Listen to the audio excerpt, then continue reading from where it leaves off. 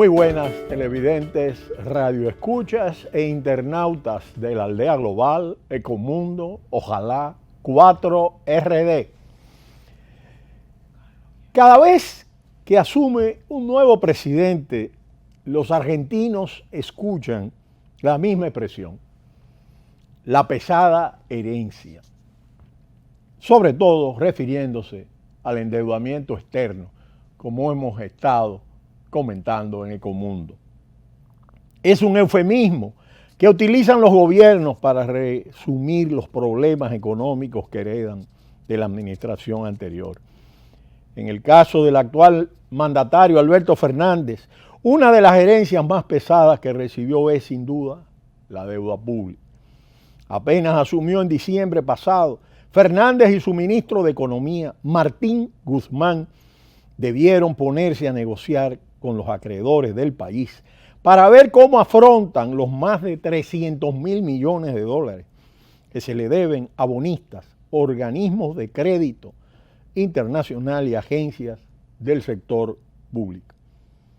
Por ahora, Argentina ha postergado, o en la jerga argentina, reperfilado el pago de algunos vencimientos de deuda mientras busca reestructurar su deuda y evitar una nueva cesación de pagos que se denomina default, como el que se declaró en el año 2002.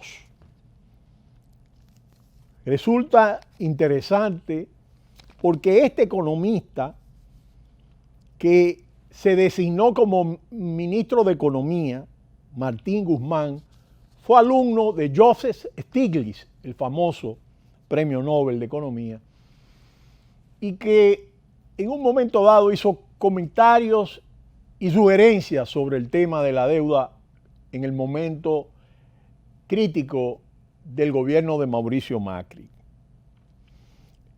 Entre sus principales acreedores está el Fondo Monetario Internacional, que entre 2018 y 2019 le entregó al gobierno de Mauricio Macri uno de los préstamos más grandes de su historia, por más de 44.000 millones de dólares.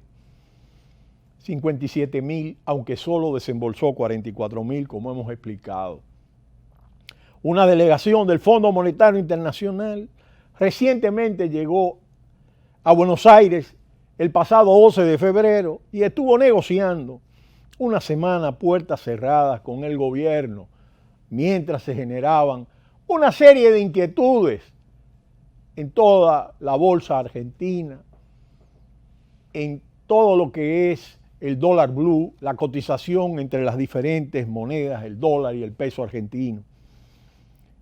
En una presentación ante el Congreso, cuando arribó la delegación del Fondo Monetario Internacional, Martín Guzmán destacó que Argentina tenía voluntad, pero no capacidad de pagar su deuda. El gobierno actual culpa al anterior por haber endeudado al país más allá de sus posibilidades. Sin embargo, representantes del macrismo afirman que debieron buscar financiamiento para pagar lo que consideran una situación heredada de exceso de gasto público que generó un fuerte déficit fiscal durante la administración anterior. Enfoques diferentes de políticas económicas. Uno que plantea una restricción del déficit, pero que al mismo tiempo genera constricciones importantes en el mercado interno y genera restricciones en la demanda. Finalmente conducen a una elevación sostenida de la tasa de interés. En otro caso, un estímulo de la demanda agregada que se maneja de tal manera que pueda incorporar un nivel de incentivo a la industria interna y al mercado interno. Sin embargo, como hemos explicado en Ecomundo, existe una fractura, existe un talón de Aquiles entre el sector exportador y el nivel de funcionamiento de la economía, porque los vaivenes del ciclo exportador realmente, con la fuerte dependencia de las importaciones, se genera un desfase que finalmente tienden a un círculo de endeudamiento vicioso que ha traído un problema estructural en el caso argentino. Las crisis económicas que han aquejado a Argentina en las últimas décadas y que en 2002 llevaron al país a declarar el mayor default en la historia en ese momento, tuvieron su origen después de la Segunda Guerra Mundial. Los historiadores apuntan a dos factores que combinados resultaron fatídicos: la llegada de los militares al poder y la creación de los organismos multilaterales de crédito. Si bien el gobierno de Juan Domingo Perón se rehusó a formar parte de los flamantes del FMI y el Banco Mundial en los años de posguerra, los militares que lo sacaron del poder a mediados de la década del 50 firmaron el ingreso argentino a ambos organismos. Durante los 3 años que gobernaron, la deuda creció de 57 millones a más de 1.000 millones, es decir, se multiplicó por 18. Pero las cosas empeorarían aún más con el regreso de los militares en los años 60 y 70. El FMI no solo le prestó dinero a estos gobiernos de facto, también empezó a tener injerencia en las decisiones económicas argentinas. En solo 2 décadas, Argentina pasó de deber 40 veces más cuando la democracia finalmente regresó de forma definitiva. En 1983, el país arrastraba una deuda de más de 44.000 millones de dólares. El presidente Raúl Alfonsín debió afrontar un default ante la imposibilidad de repago a los acreedores externos. El enorme peso que suponía esta carga fue uno de los principales motivos que llevaron a Argentina a un colapso económico en 1989, obligando a Raúl Alfonsín a dejar el poder en forma anticipada. Lejos de solucionar el problema de la deuda, el sucesor de Raúl Alfonsín, el peronista Carlos Menem, llevaría al país por otro periodo de endeudamiento en la década de los 90.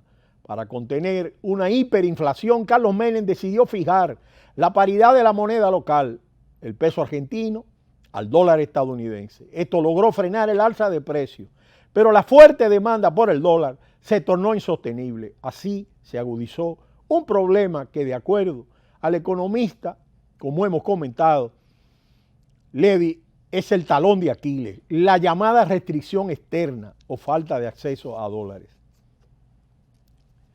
El sucesor de Menem, Fernando de la Rúa, de la Unión Cívica Radical, duró apenas 2 años en el poder antes de que un nuevo colapso de la economía obligara a renunciar en medio de violentas protestas. En declaraciones posteriores, 10 años después, de la Rúa resaltó que la gota que derramó el vaso había sido la decisión del Fondo Monetario Internacional de suspender un préstamo acordado con Argentina. Sin embargo, representantes del organismo defendieron la decisión, señalando que el país debía poner sus finanzas en orden para seguir recibiendo ayuda, algo que indiscutiblemente no funcionó.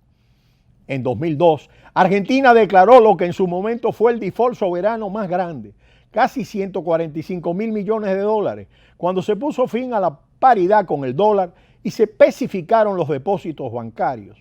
El peso se derrumbó, perdiendo 3/4 de su valor frente a la moneda estadounidense. La deuda en cesación de pagos pasó a representar más del 160% del Producto Interno Bruto.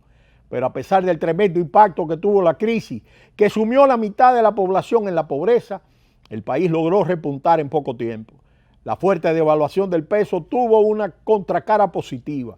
Hizo que los productos de exportación argentinos se tornaran muy competitivos.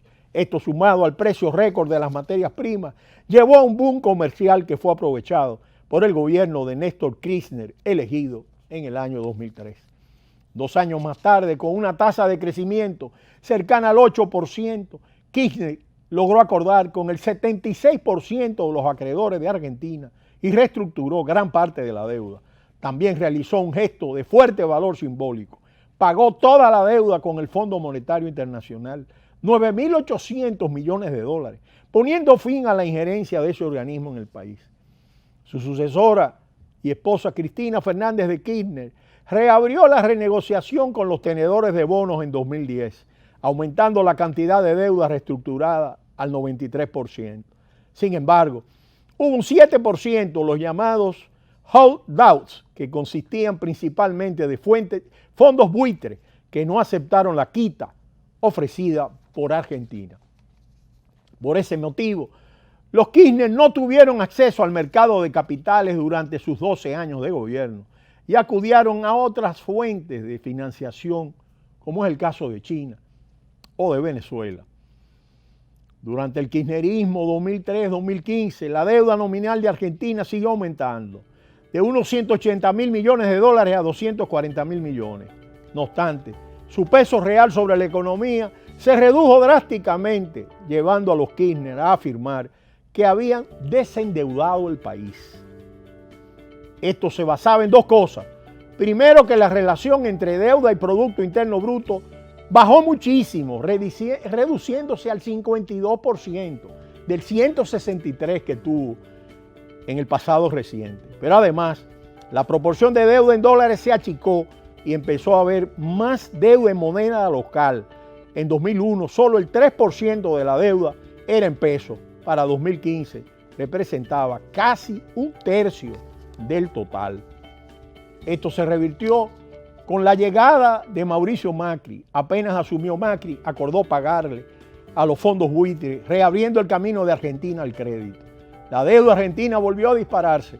Para el final de su mandato superaba los 320.000 millones de dólares y volvió a tener el 90% sobre el PIB en el último año de su gobierno. De manera que el caso argentino es un caso particular, a diferencia de México y de Brasil, las otras dos grandes economías de América Latina. Hemos explicado las restricciones externas, el real talón de Aquiles que existe entre el sector exportador y la industria interna, y el nivel de importaciones que requiere esa economía para funcionar y que el ciclo exportador no logra suministrar. Pero al mismo tiempo, la falta de coherencia y consistencia en las políticas de endeudamiento, en las políticas públicas que permitan una sostenibilidad a la deuda y una sostenibilidad a las políticas de financiación y de crédito que permitan una tasa moderada de inflación y crecimiento económico. Pero será hasta mañana cuando volveremos en Ecomundo. Ojalá 4RD no le cambie. Cita cultural.